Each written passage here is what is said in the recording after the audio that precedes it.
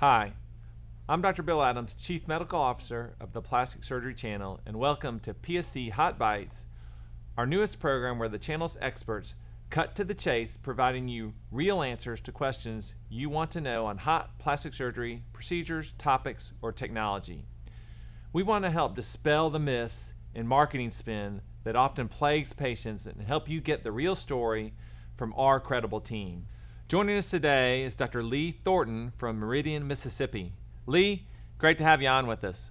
Thanks, Bill. It's great to be here. I want to ask you a question about something patients ask us about a lot, which is submuscular breast augmentation versus subglandular.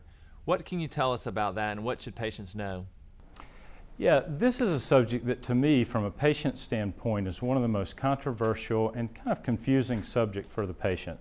Many patients have preconceived notions because of what they've been told by friends or, in some cases, physicians about placement of breast implants.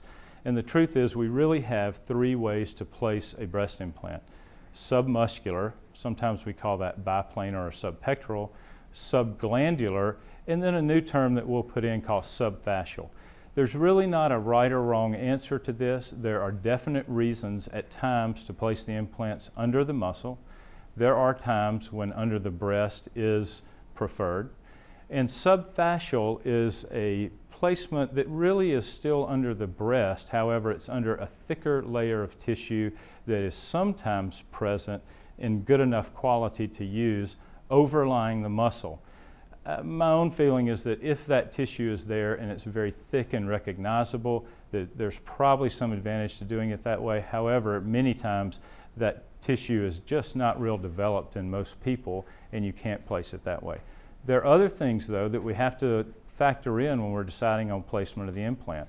And I think the main thing is that you have a surgeon that really does evaluate you fully, take into consideration the size and shape of the breast that you're starting with, the size, the shape of the breast that we're ending with, how much soft tissue coverage there is, that is breast and subcutaneous tissue over the implant once it's placed, whether the implant is a gel implant versus a saline implant, smooth implants versus textured implants, all of these things factor in.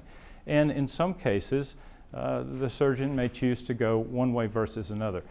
One myth that I'd like to dispel that is becoming more and more apparent is it's always been said that, that mammograms are much easier to read when the implant is placed under the muscle. More and more evidence is coming out that in the absence of scarring around the implant, or what we term a capsule contracture, that mammograms are easy to read when it's placed under the breast or under the muscle. So if you have a capsule contracture, that does need to be alleviated so that mammograms can be read properly. Lee, that's super information. I really want to thank you for taking time out of your day to spend with us and answer these questions. Thank you. We hope you enjoyed this segment of PSC Hot Bites, and be sure to get your next bite on our website, theplasticsurgerychannel.com, and until then, we'll see you soon.